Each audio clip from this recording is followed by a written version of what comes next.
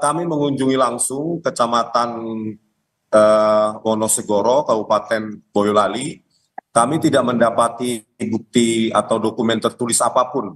Karena menurut Pak Camat yang kami jumpai, bahwa berkas-berkas yang berusia 40 tahun itu sudah dibuang atau karena tidak diperlukan atau dihancurkan begitu ya.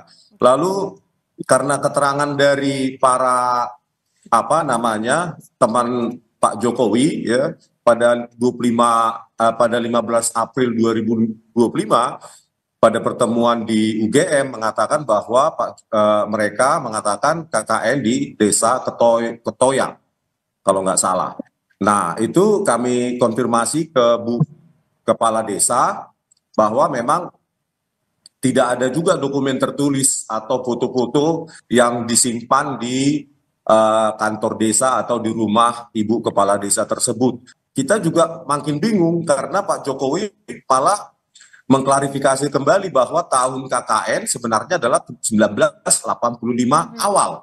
Sementara keterangan dari Pak Dirtipidum bahwa KKN tahun 1983. Ini yang hal-hal yang kontradiksi ini yang masih belum mendapatkan jawaban. Keterangan dari Bareskrim kan sudah jelas. Saudara Rismon sudah mendapatkan jawaban. Dan dari keterangan dari pihak UGM sudah jelas. Sekarang mau ngecek ijazah Pak Jokowi KKN di mana, tahun berapa. Saudara Rismon, itu kejadian KKN tahun 85. Kalau saudara mau cek di mana-mana tahun 85 itu tahun 85 itu 30-40 tahun yang lalu. Kalau saudara cek punya saya juga nggak ada lagi di sekolahan saya juga tahun segitu. Jadi nggak usah aneh-aneh lah, ngada-ngada. Saudara ini karena nggak apa ya, seperti nggak ada kerjaan aja. Ini nanti kalau ketemu faktanya nanti bukan itu Saya lagi nanti yang pekerjaan. dicari. Anda sendiri Iya, karena saudara kan membandingkan. Bukan jangan saudara yang Anda. Regen. Saudara itu yang cari-cari masalah. Udah benar itu keterangan Bareskrim. Udah kan betul keterangan UGM. Sekarang Anda cari-cari lagi itu. Saya tadi juga memotong kalimat saudara. Ya, jadi tapi Anda saya rasa saya seperti kurang nggak perlu kita tanggapi lagi lah. Bang Rismon kita gantian ya. Bang Regen dulu, setelah itu baru Bang Rismon. Jangan merendahkan saya Anda. Bang Rismon, sebentar ya. Ya, Mbak. Bang Regen dulu ya. Lanjutkan, silakan Bang Regen. Iya, saudara Rismon itu sudah apa yang dia sampaikan tadi, yang dia lakukan itu sudah di luar koridor hukum. Kemarin berdasarkan unggahan Sandi, itu dia teliti, udah dikasih apa keterangan dari Bareskrim, Dirtipidum sudah jelas. Ijazah Pak Jokowi dilakukan lab forensik dengan mengambil ijazah kawan-kawan Pak Jokowi, masih kurang puas. Ini sampai kapanpun, keterangan-keterangan dari manapun, saudara Rismon ini tidak akan benar bagi dia dan kawan-kawannya. Kenapa? Yang benar itu hanya menurut pendapat dia. Ini harus diteliti juga, saudara Rismon ini peneliti atau apa? Bang Rismon, silakan ditanya tuh. Anda peneliti atau apa? Kau itu nggak paham kau. Jangan menyepelekan orang Anda ini. Apa yang dicoba dibuktikan Bang Rismon atau? Kau tak gali juga kuburan lurahnya. Saya bicara sebagai seorang mantan penyidik ya, dan juga proses yang dilaksanakan di Bareskrim. Kita kan di sini adalah menerima laporan untuk mencari kebenaran. Kebenaran itu mengumpulkan fakta, salah satu di antaranya adalah melakukan uji lapor. Ya kalau dianggap tidak profesional, saya juga bertanya gitu, yang profesional seperti apa? Apakah yang memang mengatakan tidak profesional itu sudah pernah jadi penyidik, sudah pernah memiliki sertifikat sebagai penguji di lapor? Kan kita bertanya gitu. Kemudian yang kedua tentunya kita juga ingin mencari kebenaran. Nah, di sini kan kebenaran kalau dihadapkan dengan pembenaran tidak akan pernah ketemu. Sekarang kita tunggu saja prosesnya di peradilan. Sekarang kan teman-teman di Polda Metro Jaya sudah menyiapkan laporan berdasarkan dari hasil pelapor. Nah, nanti diuji di pengadilan. Tapi tentunya ini akan melalui proses di penuntut umum.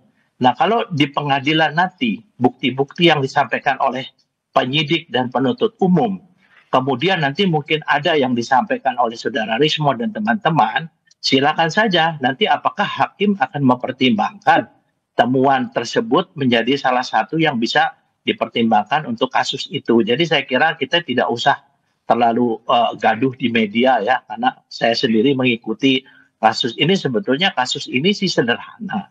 Kalau menurut saya kan ijazah Pak Jokowi itu kan produk dari kelembagaan. Lembaganya adalah UGM. UGM mengatakan itu asli. Nah sekarang kenapa kok si pemilik ijazah itu yang dikejar-kejar terus kan?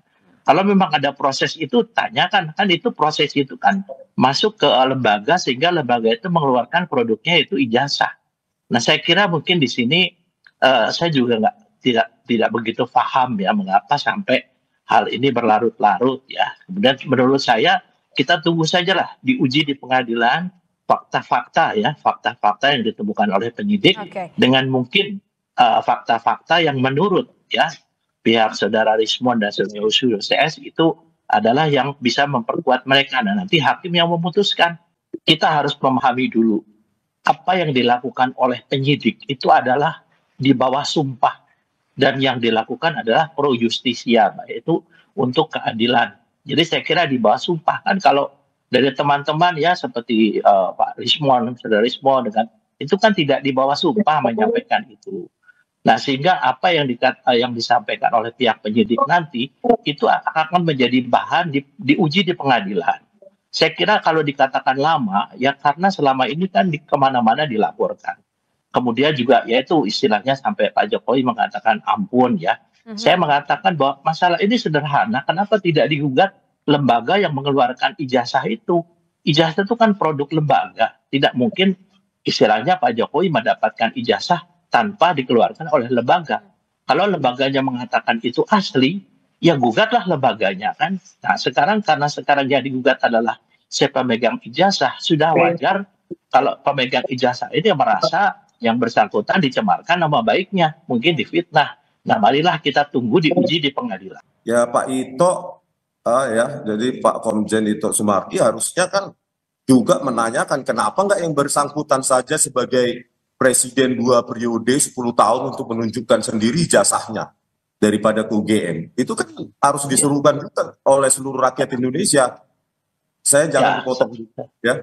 Jadi karena tidak maunya menunjukkan presiden 2 periode ini tentang ijazahnya dan banyaknya kejanggalan-kejanggalan seperti tahun KKN 1983 oleh Dirtipidum, oleh Pak Jokowi dikoreksi, bukti-bukti yang ditayangkan oleh Dirtipidum pada saat konvers bahwa di situ ada form ya, form registrasi maupun registrasi atau registrasi ulang tahun akademi 1981